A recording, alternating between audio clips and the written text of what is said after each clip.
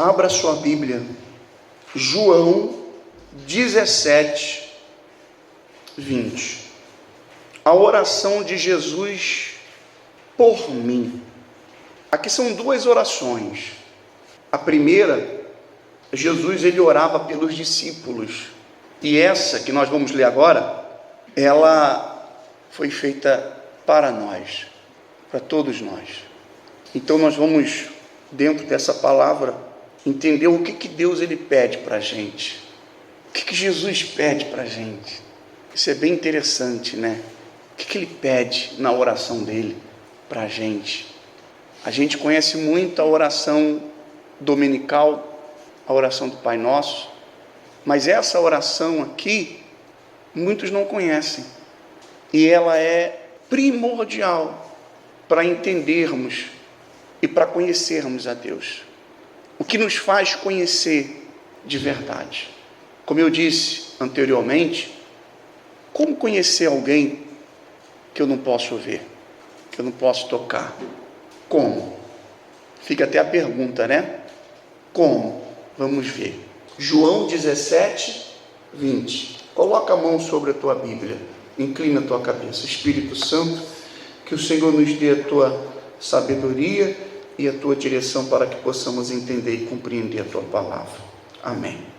A minha oração não é apenas por eles. Eles quem? Os discípulos. Porque anteriormente Jesus ele estava orando para os discípulos. E depois da oração dos discípulos, a oração veio para nós. E ele fala: peço também por aqueles que creram em mim, por meio da mensagem deles, para que todos sejam um. Olha só, ele diz: peço também por aqueles que creram em mim, por meio da mensagem deles, mais uma vez, dos discípulos, para que todos sejam um. Veja que o Senhor Jesus, ele explica a importância de todos serem um. Por isso, quando fala a respeito dessa analogia do casamento na Bíblia, de Jesus ser o noivo e nós, a igreja, ser a noiva, por isso que quando o homem se une à mulher, se torna um só. Então a igreja é um só com quem? Com Deus. E a igreja, ela se torna uma só com Deus através da palavra de Deus, que fortalece, que faz com que nós conheçamos verdadeiramente a Deus, porque dentro da palavra você vai ter experiências, você vai ter lutas, você vai ter aflições. Então é aonde dentro do conhecimento dessa palavra que você vai se respaldar para que você não caia em tentação, para que você não tome decisões pautadas no teu coração, no sentimento, devido ao conhecimento da palavra. Então a palavra ela vai te respaldar de toda e qualquer dificuldade e luta que nós tenhamos. E ele diz assim: Pai, como tu estás em mim e eu estou em ti, que eles também estejam em quem? Estejam em nós, para que o mundo creia que tu me enviaste. Então a gente vê que o mundo só crerá se nós estivermos em Deus. O mundo só vai crer se eu, se você, se nós estivermos unidos em Cristo Jesus. Por que o mundo até hoje não foi levado ainda ao Evangelho, ou ainda não houve o conhecimento do Evangelho? Porque muitos de nós não se unem a Deus, não se unem devido à sabedoria intelectual, ou arrogância, ou falta de humildade, egoísmo, ou então até de monopolizar o próprio Evangelho também, como os fariseus e os saduceus faziam, que não se uniam num só propósito, num só espírito, porque um queria ser melhor do que o outro, e havia essa discussão, e hoje também não é diferente. Então o mundo não consegue ver isso.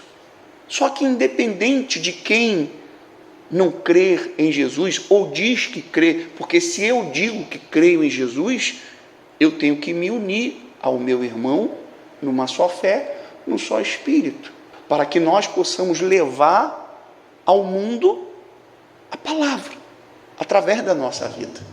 E isso mostra que eu conheço Jesus. Isso vai mostrar que eu conheço. Não é eu apenas fazer parte de uma igreja, de uma instituição religiosa, mas é verdadeiramente eu crer,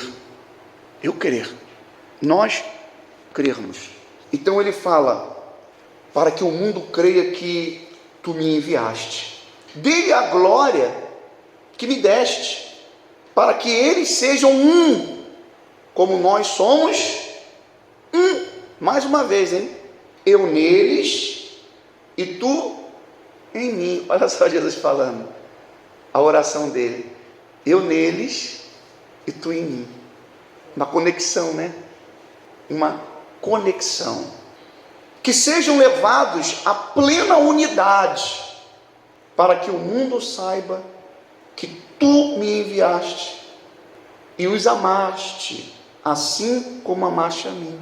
Então, que sejam levados à plena unidade. Não há plena unidade hoje, não há, mas não é porque não tem plena unidade que eu vou deixar de buscar essa plena unidade. E essa plena unidade é quando você se preocupa, quando você tem o interesse de levar o evangelho, não de fazer com que as pessoas tenham mais dúvida ou incerteza do evangelho, mas levar certeza, levar verdade para as pessoas. Então essa falta de plenitude, de união, ela acontece justamente por isso, pela arrogância, pela prepotência, pelo orgulho, pela vaidade, pela falsa sabedoria. Porque quem somos nós, não é verdade?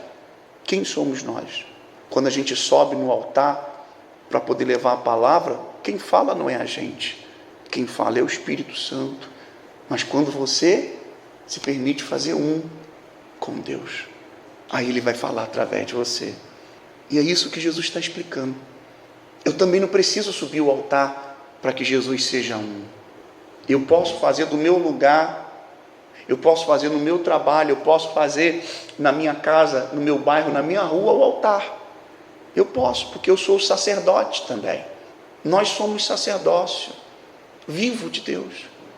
É essa plena convicção que temos que ter, lembrando, não esquecendo de quem você é. Porque quando você esquece quem você é, você esquece do propósito de Deus. Você esquece o porquê que você foi chamado, o porquê que você tem sido escolhido por Deus.